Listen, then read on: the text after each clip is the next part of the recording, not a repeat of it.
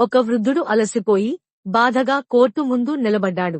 అతను తన పొరుగువారిపై సంవత్సరాల తరబడి కఠినమైన మాటలు, అవమానాలు చేసినందుకు కేసు పెట్టడానికి వచ్చాడు.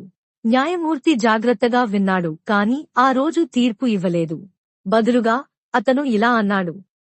మనం ముందుకు సాగే ముందు నువ్వు ఒక పని చేయమని నేను కోరుకుంటున్నాను.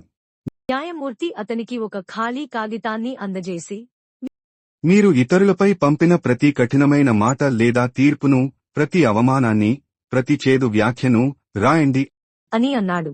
ఆ వృద్ధుడు ఆశ్చర్యపోయాడు, కాని పాటించాడు. మరుసటి రోజు అతను తన గత తప్పులతో నిండిన కాగితంతో తిరిగి వచ్చాడు.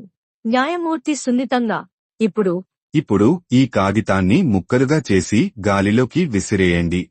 వృద్ధుడు చెప్పినట్లుగానే చేశాడు. చిరిగిన ముక్కలు గాలికి చెల్లాచెదురుగా పడ్డాయి.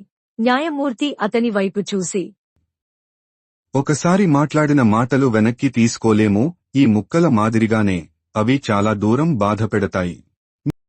మీరు ఇతరులను మాటలు అనే ముందు గుర్తుంచుకోండి, ఆ కఠినమైన మాటలు ఒకరోజు మీ వద్దకు తిరిగి తప్పక వస్తాయి.